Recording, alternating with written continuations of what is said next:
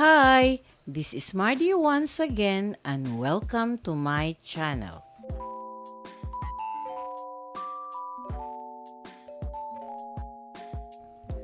Si Librada Avelino Mangali ay isang Filipina educator na kasamang nagtatag ng Centro Escolar University. Siya ang unang babae na nakakuha ng sertipiko ng pagtuturo mula sa mga otoridad ng Espanya nang maipasa niya ang kanyang pagsusulit noong 1889. If you are new to my YouTube channel, please don't forget to like, comment, and subscribe. At para updated kayo sa mga susunod kong videos, please click the bell notification below. At sana po, don't skip the ads and please watch until the end of my video. Noong January 17, 1873, ipinanganak sa Quiapo, Maynila si Librada Avelino, isang Filipina educator kina Francisca Mangali at Pedro Avelino.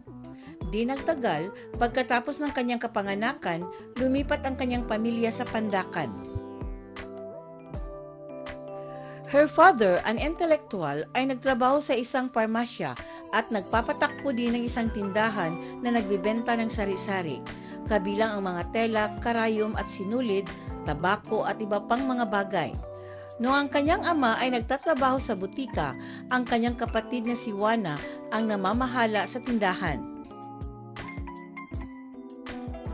Bagamat nagsimula ang kanyang maagang edukasyon sa bahay, mula 5 o 6 na taong gulang, si Avelino na tinatawag na Ada ay ipinadala sa pampublikong paaralan ng mga babae na pinamamahalaan ni Luisa Batcho.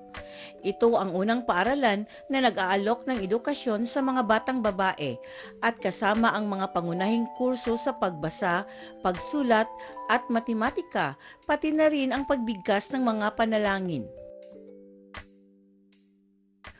Noong 7 taong gulang si Avelino, namatay ang kanyang ina at makalipas ang mga 3 taon ay nagpakasal muli ang kanyang ama kay Paula Arcila, na determinadong magkaroon ng malapit na relasyon sa kanyang stepdaughter. Dahil gusto ni Avelino na matuto ng higit pa kaysa karaniwang ibinibigay ng mga babae, tinuruan siya ni Maestra Batcho sa panimulang domestic science, geografiya at gramatika ng Espanyol, at ipinakilala siya sa mas mahirap na pag-aaral sa matematika. She also studied advanced syntax and language with Fermin Raimundo, a local Spanish grammarian, as well as music, including piano with Ladislao Bonos.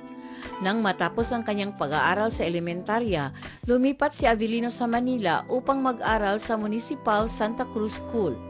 Ngunit pagkaraan ng 1 taon ay lumipat sa pribadong institusyong pinamamahalaan ni Margareta Lopez sa Tondo. Ang paaralan ay isang institusyong paghahanda na nagsanay sa mga babae sa mga paksang kailangan para sa pagsusulit sa pagtuturo. Matapos makumpleto ang mga kurso noong 1889, hinarap ni Avelino ang isang hurado at matagumpay na naipasa ang pagsusulit sibil para sa mga guro sa elementarya na naging unang babae na tumanggap ng sertipikasyon sa pagtuturo sa panahon ng Espanyol.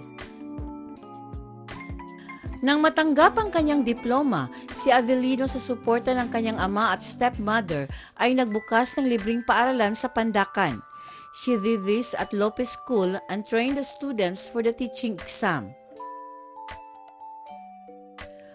As the school grew rapidly to further her own studies, nag-aral si Avelino ng dressmaking at pagbuborda sa Concordia College. At pagkatapos ay kumuha ng kursong inaalok ng mga kapatid na babae ng Assumption Convent, which enabled her to obtain a certificate to teach high school in 1893. During her courses, nakilala ni Avelino si Carmen de Luna na magiging kanyang katuwang at kasama sa natitirang bahagi ng kanyang buhay. Ang mga aktibidad sa paaralan ni Avelino ay nagpatuloy sa simula ng Rebolusyong Pilipino noong 1896. Ngunit nang dumating ang puwersa ng Estados Unidos sa Pandacan, sinuspende niya ang kanyang mga kurso. Sa payo ng kanyang ama, Tumakas siya sa Maynila ilang araw bago naging abo ang kanyang bayang sinilangan ng mga sumasalakay na sundalo. By the time her family, which included 3 step-siblings, joined her, they had lost their home as well as their business to the conflict. Sa tulong ng magkapatid na Vicente at Lucas Gonzales, si Avelino ay pinahiram ng isang ari-arian sa Santa Cruz upang muling buksan ang kanyang paaralan. Habang lumalaki ang paaralan, lumipat ito mula sa Fernandez Street patungong San Sebastian, ngayon ay R. Hidalgo Street. Hindi nagtagal ay nakasama niya ang kanyang pinsan na si Margarita Garit Oliva at Carmen de Luna. Sa pagtatapos ng revolusyong noong 1898, ang Estados Unidos sa ilalim ng kanyang soberanong otoridad ay nagtatag ng mga bagong tuntunin sa mga paaralan na nangangailangan ng pagtuturo ng wikang Ingles. Dahil hindi nagsasalita ng Ingles si Avelino, nagboluntaryo siyang magturo sa paaralan ng mga babae sa Pandacan, sa paniniwalang mas mabilis siyang matuto sa pamamagitan ng pagsisikap na ituro ang wika sa iba. Siya ay hinirang bilang unang punong guro ng Filipina sa panahon ng Estados Unidos.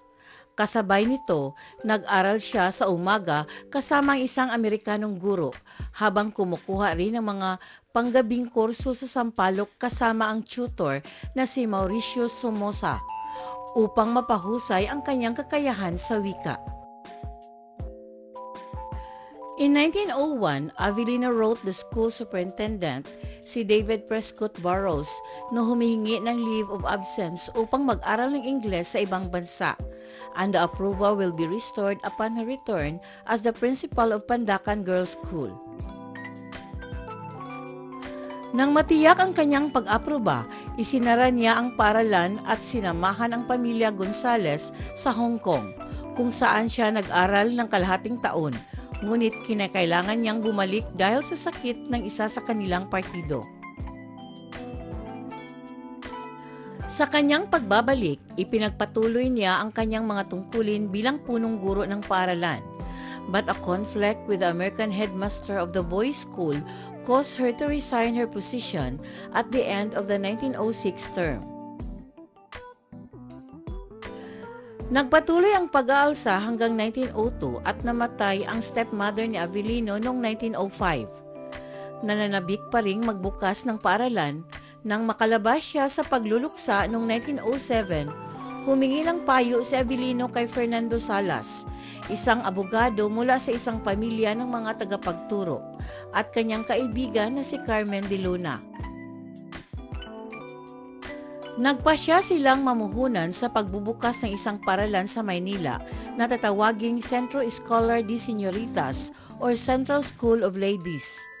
Modeled after a Salas school runs the Centro Escolar de Verones or Central School of Men. Each contributed 250 pesos and used it to establish the school located at 841 Irish Street, later called as Caraga Street. Sa pagkakaroon ng maliit na puhunan, ngunit gustong magtatag ng isang moderno, liberal na paaralan, nilapitan ni Avelino ang mga edukadong kababaihan tulad ni Maria del Pilar Francisco, ang unang babaeng abogado sa Pilipinas. Felisa at Domingo Francisco, pinsan ni Maria, magkapatid na Filomena at Ildefonsa Amor, ang kanyang pinsan na si Garit Oliva at Constancia Arita. Lahat ay nagtapos sa normal school. Si Fernando Salas mismo ang nagmungkahi kay Jesus Soncoyo, isang mananalaysay at abogado, Manuel Ravago, isang mamamahayag at mananalumpati, at Alberto Campos, isang dating sundalo ng hukbong Espanyol at isang mamahayag at tagapagturo. Di nagtagal, pagkatapos na imungkahi ang kanyang mga kandidato, inalis ni Salas ang kanyang kapital at itinigil ang kanyang pakikilahok sa paaralan.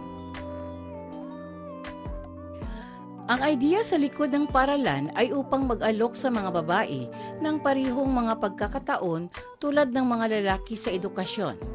At a time when there were few opportunities for girls' education, Avellino argued that women's responsibility in raising children required the education needed to instill moral responsibility and patriotism to keep the nation free. Her clever combination of girls' education and patriotic interest prompted fathers with daughters on more than one occasion to send them to her school. Ang Centro Escolar de Señoritas ay ang unang non-sectarian school sa bansa. Nang ma-recruit na ang mga pangunahing tauhan, nagsimula ang paralan sa ilalim ng pamumuno ni Avellino. Tumanggap ng mga boarder, half-boarder at day students para sa mga babae mula kindergarten hanggang high school na may 27 estudyante noong June of 1907. Noong 1910, mayroong mahigit 300 na estudyante at noong 1914, mahigit 500. Bilang isang pribadong paaralan, ang institusyon ay hindi pinilit na sumunod sa iniaatas ng Department of Public Instruction para sa pagtuturo sa Ingles at piniling magtanghal ng mga bilingual na klase upang mapaunlakan ang mga mag-aaral na walang ganap na kaalaman sa Ingles. Kapos sa espasyo, nagsimulang bumili si Avellino ng mga kadugtong na ari-arian upang madagdagan ang mga bilang ng mga lecture hall, pati na rin ang espasyo ng dormitoryo. Sa paligid ng 1917, lumipat sila sa isang bagong itinayong pasilidad na matatagpuan sa 2265 Azcaraga Street, with more than 650 students, and by 1920, the school was the largest women's institution in the country. Noong 1921, determinado si Avellino na maglunsad ng isang universidad at mag-alok ng tersiyaryong edukasyon. The first college to offer a bachelor's degree program was the School of Pharmacy. Kasama sa kanyang plano ang pagbubukas ng 10 kolehiyo, ngunit pagkatapos ng parmasya, nagtagumpay siyang magbukas ng 6 pa. The College of Liberal Arts was established in 1922, the College of Education in 1923, the College of Dentistry in 1924, the College of Law in 1925, the College of Medicine in 1929, and the College of Optometry in 1930. Di nagtagal pagkatapos ng kamatayan ng kanyang ama, noong 1930, she was awarded an honorary master's degree in pedagogy by the University of the Philippines. Officially from 1930, Centro Escolar de Señoritas functioned as a university and was incorporated with a change of name to Centro Escolar University in 1932. Dahil sa kawalan ng kakayahang makakuha ng fasilidad ng ospital para sa mga mag-aaral na magkaroon ng praktikal na karanasan, pinigil ng gobyerno ang akreditasyon ng medical college na napilitang magsara pagkatapos ng 4 na taon ng operasyon. Namatay si Avellino dahil sa cancer sa tiyan sa bahay ng isang kaibigan na nakatira sa Alhambra Street sa Ermita, Manila, noong November 9, 1934. Siya ay inilibing sa Campo Santo de la Loma sa Caloocan. Naging co-educational ang universidad noong 1945 at patuloy na lumawak. Offers a wide range of courses across multiple campuses. In 2005, President Gloria Macapagal proclaimed the country's centennial of the feminist movement, and Avellino was honored with the Champion of the Feminist Movement Award. Thank you very much for watching. And according to Aristotle, educating the mind without educating the heart is no education at all. Shout out and thanks to the comment of Marvin Calugas and Edlex Valencia. Maraming salamat po.